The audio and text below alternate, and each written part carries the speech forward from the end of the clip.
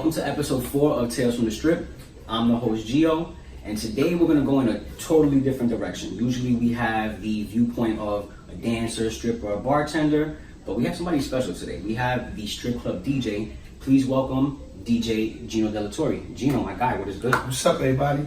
Chilling, man. It's been a minute, man. Yeah. A lot of people don't know we know each other, so. Since Sandbox. Yeah, so we know each other, so this is cool.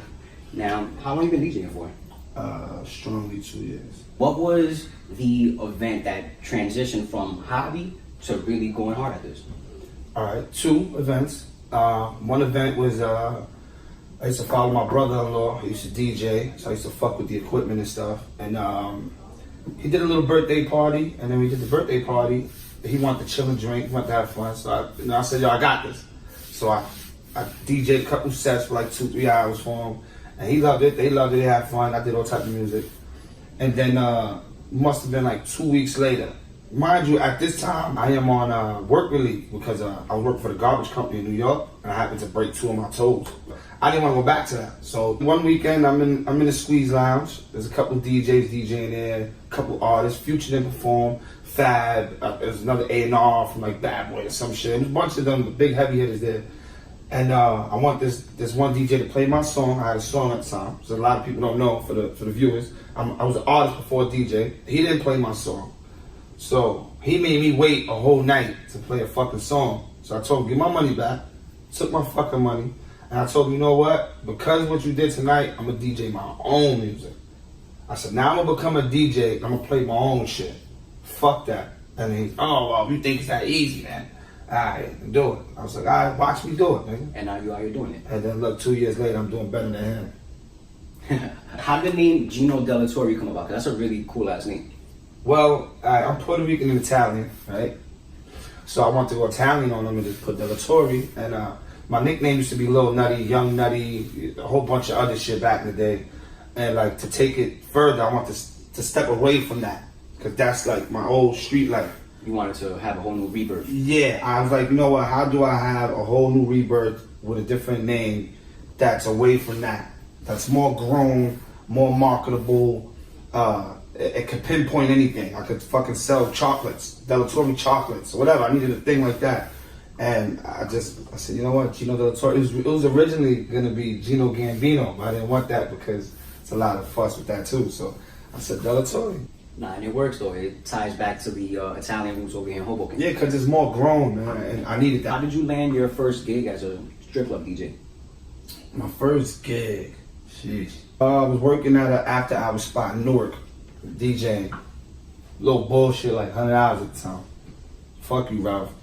But it was worth it. After hours, I met so many people.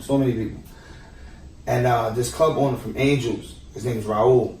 And my man DJ 007, shout out to 007. They saw me DJing there. He's like, yo, I can get you in there. Like, oh shit, I know your brother. And, you know, it was all out of love with my big brother. And he was like, yo, I know your big brother. That's what's up. I didn't know you was DJing. Like, yo, that's what's up. Keep doing it. Because he knew I did music, but he didn't know I was DJing. So after hours every weekend, just having it built up for a whole month. And the owner hit me on Instagram. Was like, yo, you want to come DJ here on a Wednesday or a Thursday? I said, yeah. So I was there in Angels Strip Club in Elizabeth. That was my first gig, and I'm telling you, it was so crazy. What made you decide, right, to go the strip club route to start your career as opposed to trying to get a regular spot in like a local spot around here in Hoboken, being that there's so many bars that play music? Yeah, and I'm versatile too, so it's not like, you know, just play hip hop, play whatever. Again, after hours, I was messing with Efren Vodka at the time. I was one of their DJs, I was coming up, so I had the stamp already on Instagram. It was already stamped Efren Vodka, everything I was doing. And this club owner was opening up a new club 2 years ago, Dr. Cave Patterson, and shout out to P.I. He was opening something up, and he was in love with the Efren Vodka thing. In love with it. He was like, oh shit, 50. He wanted to support that because none of the clubs were doing that either. They had maybe 1 or 2 bottles and flavors. He wanted to deck the whole shit out. And it worked, it was good. He was like, yo, listen, you're doing Efren Vodka, I'm trying to do the Efren Vodka thing too. I would love for you to come check out the spot. It's not fully renovated yet. Just come through and check out, let me know if you like it, and then we can talk. And then I liked the spot. I ended up liking the spot. I was like, oh, shut himself, it's dope. And he started showing me everything he had, showed me all the cases of effing vodka. He told me what he was gonna do with the designs, and I fell in love with it. And he said, yo, can you do this? I was like, what days you need me? He said, I want you to be the resident DJ 7 nights a week. So being that we're both grew up in Hoboken, I feel like Hoboken doesn't do a good job of supporting their own. It's very crab in the barrel mentality here in Hoboken. They kind of support us after the fact. Would you agree with that statement? Definitely, I definitely agree. See, the thing is with Hoboken, we've had a lot of letdowns before, or the people that actually show support has had a big letdown. So to them, their energy is just like, we'll see what happens. Like, we'll see what happens.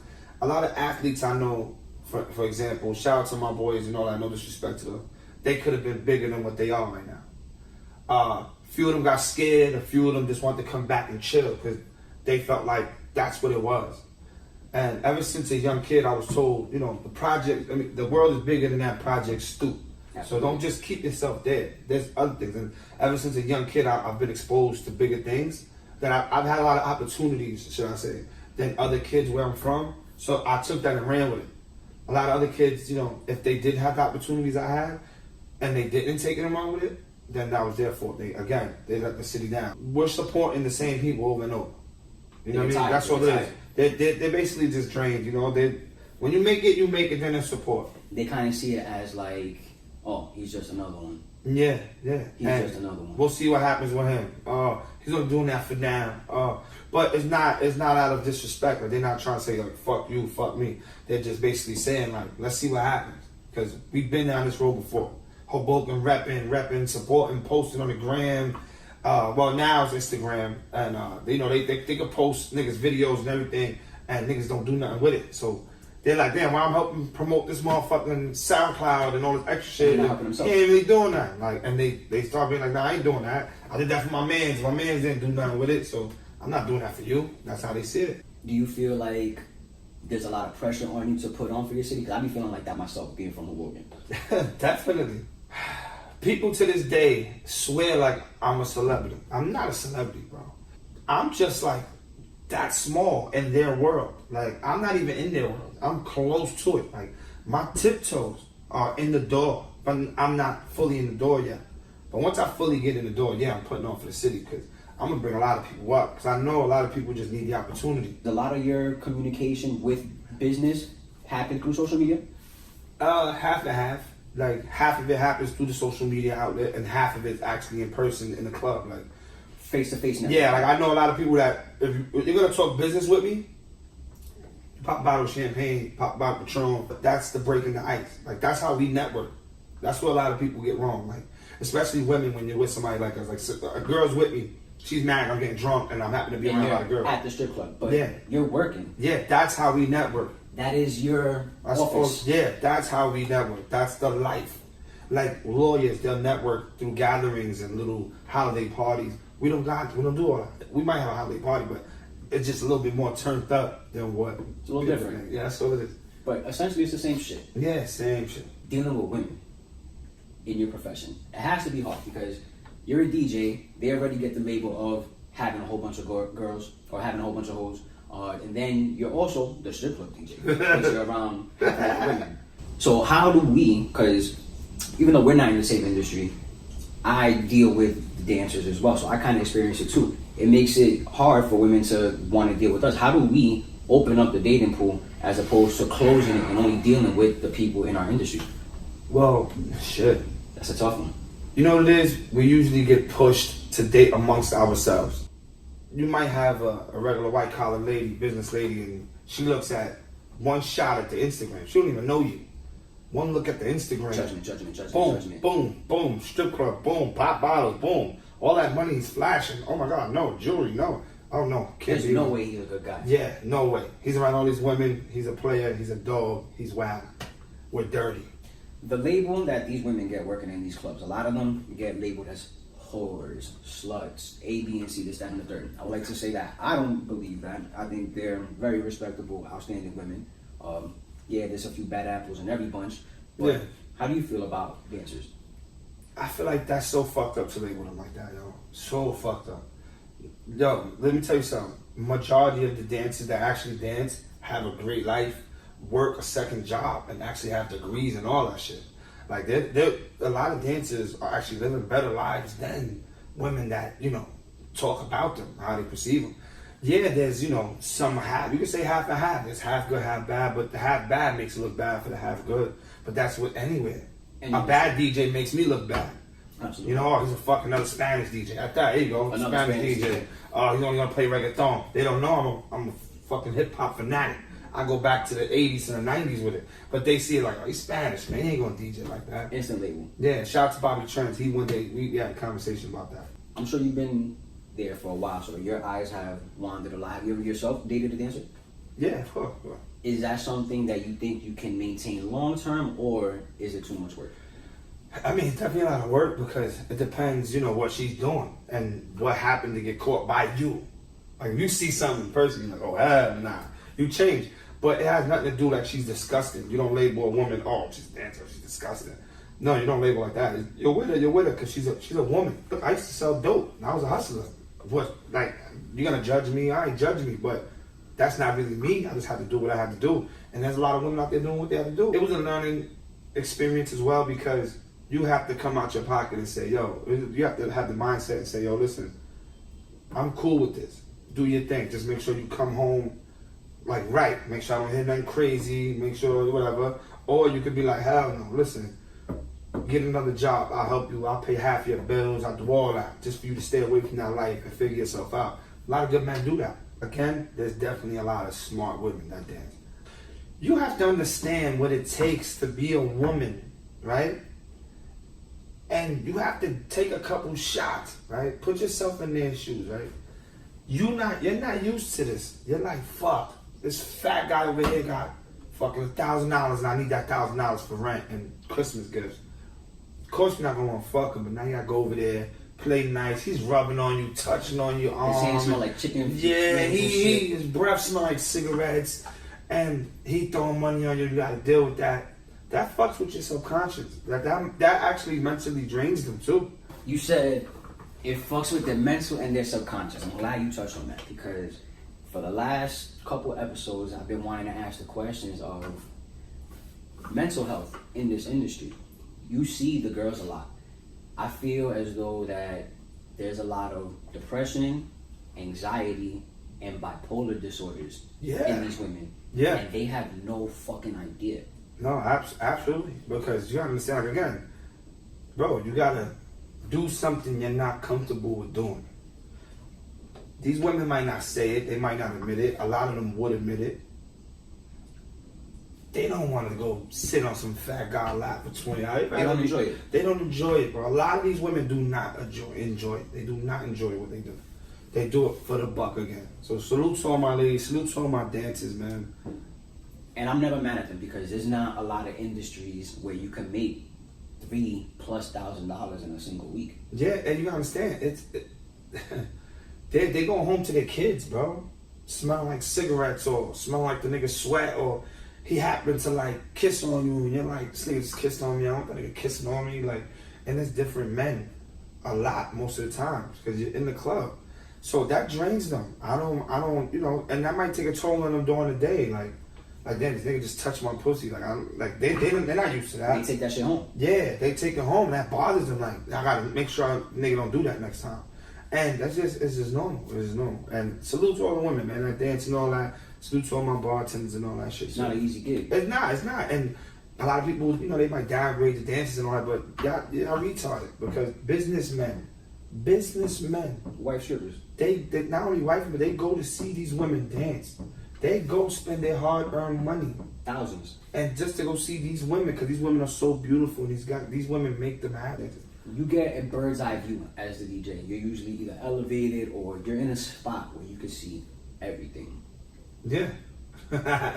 I'm sure you've seen a lot of crazy shit. Oh, man. All right, check it. I'm playing music. I happen to actually get off. DJ Wild Out, shout out to my brother Wild Out. He gets on. Casanova is in Cave. He's like fucking 30 deep in Brooklyn. Shout out to Casanova. Everything's already hype. Patterson's in the building. Brooklyn's in the building.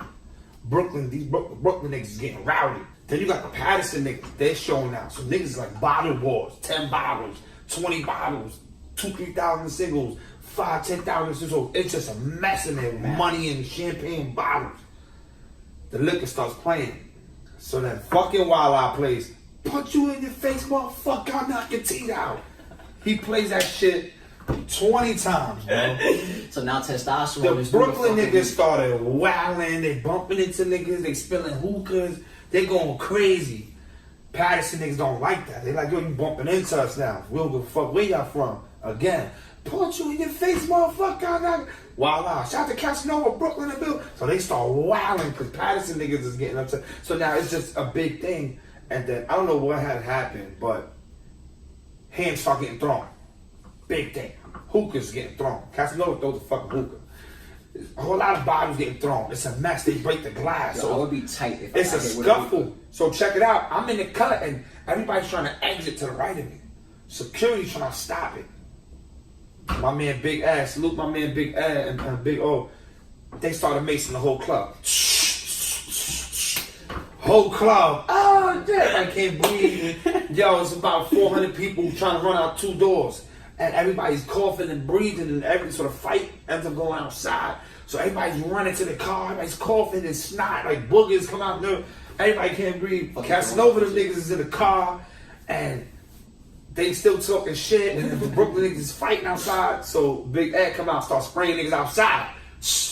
In their face, yo, the mace is really hitting niggas in their face. And I'm sitting like, yo, what the fuck is going on? So scuffles, it felt like a movie, like a street scene. It felt fake, right? It felt crazy. That was one of the biggest fights I've seen. And everybody was safe, but like it was crazy. I had to deal with like an artist and all that. That was one of the craziest things. You ever seen the strippers get it in? Oh, well, damn, daily basis, man. And that's usually over what? Like some money and shit, right? Nah, just a lot of girls get disrespectful, my nigga. Like a lot of girls have their certain people that come from New York and they get thrown money. And then it's usually like a girl will be on stage with, one of the girls that got the clients and they happen to get money. So they go where the girl's at to try to say, meanwhile, I was next to you, so it's my money too. And then that's what happens. Like, yo, hold on. You know you're not supposed to be doing that. And then instead of saying, you know what, my fault. You know what, you got that and walking away, the girls get tough, start grabbing money and really get into each other. And then things go off. In this journey, was there ever any fear that you would get stuck as the club DJ and not pursuing the other music goals that you have? I'm at a level right now where I'm at that I feel like I'm right here, but I need something to really get me over the top. I'm always gonna DJ at a club, you know what I'm saying? But I also produce records, I also try to make music. So I feel like if you limit yourself to just the clubs, and that's what you are, you're just the clubs. But if you're somebody who has other goals and other plans and you want to execute other things, you can do it. So it's really up to the person. Like me, nah, I don't feel like that. I feel like I'm good. I go any club, I can DJ any club, any genre of music, of any club. I can do bars if I want. It's just my networking happens to be mostly nightlife, strip clubs, lounges. Like, that's all it is. And I don't think that's a bad idea because in my personal opinion, I feel like the strip club is where everything breaks. It's where the new artist breaks. It's where the new song breaks. Yeah. Everything happens there first. So I feel like you're doing a very good job of taking advantage of the situation that you're in. You have a lot of new artists. You have dancers that break artists. Shout out to the dancers that break artists. Because there's a lot of dancers that... How does that happen? Well, they'll be dealing with a certain client or a dude that they fuck with. And the guy will pull up and be like, yo, listen, tell your DJ if you play my song, I'm going to throw 1,000 on you. I'll throw like 400 or 500 on you. And to get 400 or 500 thrown on you just for fucking 10 minutes of a song, because I'm going to keep playing it back and forth, they're breaking them. They're like, yo, you know what? I'm going to be at this club next week too. Come to this club. And niggas like, I bet. I'll throw money on you too and get that other DJ to play my shit. So let's say a no-name artist throws a dancer 3 racks to play this song, blah, blah, blah. Do those strippers hit you off? Yeah, they definitely. Thank you so much. Yeah, they definitely do. X amount. Yeah, they definitely do. Okay, so they show you love. Yeah, they definitely show you love. So I understand why people be so bad mouth. You understand, the majority of the dancers that I work with have like the biggest heart in the world, my nigga. Like, I can't speak for all the dancers, but come on, man, it's just what they do. So it is. Yeah, but they definitely look me out.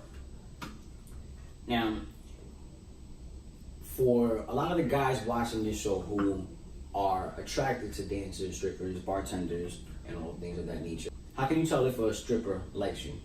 It's their job to like you. One, That's the hard part. whether they like you or not, that's their Exactly. job to like you.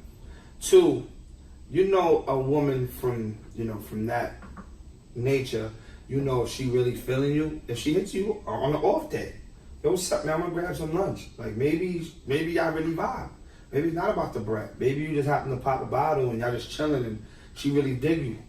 Cause she sees you cool and you just coming out to have a good time. See, there's two different type of niggas. There's niggas that go out to have a good time, just to relieve stress and just to drink. And enjoy then- somebody's company. Yeah, and then there's niggas that just like, yo man, fuck that, I gotta go splurge, man. I gotta go stunt, I gotta do it for the gram. Those are two different dudes. So the women know, they see which one you are at the end of the day. Now, what has been your greatest experience as a DJ? Meeting everybody. You meet so many different souls, man. Being in the club, you meet so many different women with different lifestyles. You meet so many hustlers. Like you don't even know how many hustlers there are in the club. Like it's crazy. Like, and then you meet the big DJs, the big dogs. Sometimes the experience when you meet them isn't the greatest, but that's because they're stamped already. So they see themselves like they too high to talk down to anybody. But then you got the big DJs that show love and drop knowledge. Shout out to DJ Bobby Trends, Funk Flex, shout out Camelo, Drewski, Wala. Them niggas, they show love to me, man. They show love. Shout out to Camilo, because when we was in Miami for episode 3, he had Brick turned the fuck up. Shout out to Camilo. And these are guys that drop jewels. Shout out to DJ Hollywood as well. They drop jewels on me. Like, yo, I think you should do this and do this. Oh, yo, I don't think you should do this. Oh, yo, be careful when you... And it's just vibing with them. So those are one of the greatest experiences because you meet people that become friends for years, bro. Do you have a memory of being starstruck at all with anybody? Like, oh shit, this is such and such. Starstruck. When I saw 50, 50? yeah, for sure. For sure, because growing up, I used to hustle to his music. Not only that, So it's different. I remember, if I'm not mistaken, you used to have a vest that looked similar to the bulletproof vest when Get Rich or Die Trying came out. It was actually a bulletproof vest, yeah. I remember that shit in Hoboken High. Shout out Hoboken High. Shout out Hoboken High. I took one of my ID pictures, rocking a level 3 Kevlar vest. Shout out to my big I bro. remember that. That actually makes perfect sense being starstruck when you start. So y'all niggas see it's not just a story. Yeah, I was 16 rocking bulletproof vests, and they made it more comfortable because when G Unit came out, they had shirts that looked like vests, and everybody had some type of like certain vest that looked like it, and that's what made it easier to get away with it because they're like, oh, that's just a style now. It's probably not real. But there was one time I was at IHOP in Union City. I had the Kevlar vest on, and he's touching it. Why you need a vest for? I'm like, oh shit. Meanwhile, I got fucking a couple things on me. I got $3,000 in cash on me. What do you need a vest for? I'm like, oh, I'm a hip hop artist, and they try to take my life. I had to hit him with that. You sure? He's like, you're not supposed to rock. And I was like, well, you know what I mean? The law enforcement people that I was around, they said it's okay, as long as I don't carry a concealed weapon. And he's like, oh, all right. So he was just watching me the whole time I was eating, though. He was with his family, but he noticed it. He was like, oh, come in. So he started grabbing underneath the vest and squeezing it and touching it. Like, he knows what it feels like. He's an officer. Yeah, man, good time. So I was starstruck when I saw 50, only because I used to listen to his music. And to see him shake his hand and to really acknowledge, and that's what made me in the club. He was one of my first big starstruck because I saw him and I'm like, oh, I'm seeing him on a regular now. So now it's nothing. But now it's like, they're regular people, yo. How did it feel developing a relationship with somebody that you looked up to growing up as a kid? Crazy. The best feeling in the world, yo. Best feeling in the world. They know you're hungry. But here's the thing, you can't come at them like you need something from them because they'll cut you off like this, bro. There's thousands of people asking for a handout for these guys. You kind of got to treat them more so, yo, what can I do for you? Yeah, like, yo, if you need me, I got you. That's You need it. anything, let me know. You ain't kissing the ass, you just let them know, like, yo, you got a record? 50, you got a record? Bates got a record? Yeah, you got a record? Send that to me. I'll spin that in the club. That's for free. Don't worry about that. Nothing. They'll take care of you later. It's not, nothing crazy like that. And that's called building relationships. That's how you build. I feel like a lot of people in these industries, they don't put a priority on building relationships. They don't. They just expect the handout right away. Let's So do it. for 2019, what can we expect out of Gino Della Torre? A lot. I'm going back into the artistry. And I've been told, yo, you're doing the real hip hop shit, you're doing the music shit, you do the DJ thing. At some point, you're gonna reach a mark, and you're gonna have to choose out of the two. You say, you know what, fuck, let me take this music shit up a notch, or nah, let me stay DJ and fuck the music thing. So at this point, I'm gonna drop something for 2019. By the summer, this shit will be crazy, because I got all the connects for it and everything, and the hard work I'm putting into it. My big brother just came home, my cousin just came home from doing 13 years in the feds. So everything is like in place for me to just checkmate. So that's what you can expect, man. Just me working hard, me stunting a little bit more because I have to, in a way. Like, I've been real laid back this year, but it's only because I've been trying to figure out my next move, and I already know what my next move is. I'm doing a 10-song project. Don't know the name of it yet, but y'all can definitely check it out when it's there. To the young kid right now in high school who just got a turntable, who's gonna get a turntable for Christmas, what would you tell that young kid? Keep practicing. Keep practicing. Because to cut up and scratch and to play music, it's more than just playing it. You gotta really vibe out. You gotta like have soul, so to speak. Because to make you a good DJ, right? Anybody can play the hottest records in the club. Like, I see a lot of footage of these fucking DJs that get me upset. They play the Meek Mill Dreams and Nightmares. Of course, that gets the crowd pumping. That, hold up, wait a minute, y'all. And they record it like, yeah, I'm the greatest. Because it's a classic. Nigga, we know that already. We know that's gonna get this. Play something else, nigga. Play fucking freestyle Spring Love by Stevie B and get that shit popping. That's my mother clean the house with. Let me see you play. Go out, play some David Guetta, nigga. Like, play something different, and let me see you say, yeah, I'm the greatest and I'm doing this. Then I can speak to you. Otherwise, then I ain't trying to speak to a nigga that's playing just the hottest records. So don't be the DJ that plays the hottest records. Be the DJ that makes actually like an impact. What would you say to the young girl that just turned 18 and is about to get on the pole? Do what you gotta do. Just don't rule out all the other realities before you do it. Because once you get in this life, there's no turning back, bro. Whatsoever. There's no turning back. It's a man down. Once you get in this life, it's done. Like, you can get out, but the money's so fast and everything's so fast. You live like a celebrity when you do these things. When you're a DJ, and you're a dancer, and you're a bartender, you're a promoter. We're like celebrities in the local area because we're bringing that nightlife to you. So when you're 18 and you don't have your life figured out, you just want to do it for the bread, there's other things you can do for the bread. But if you say to yourself, I don't feel like that. I feel like I need 1,000. You feel comfortable with doing what you're doing, it's not a problem. But don't rule out other possibilities of getting money. I like that. Now, before we close this out, say one more drink to close out 2018. This is going to be our last episode of 2018. My brother. Salud. The new year all that. and success. Shout out to Tales from the Strip. It's your boy DJ Gino Delatorre, Dr. K Gentlemen's Club. Shout out to Miko Footwear. Go check that out. Follow me on Instagram at Gino_Delatorre. You want to come party, you come holler at me, man. Shout out to Gio. Shout out to Tales from the Strip. Dr. K Gentleman Club. Gino Delatorre on Instagram. Tales from the Strip on Instagram. Tales from the Strip over and out.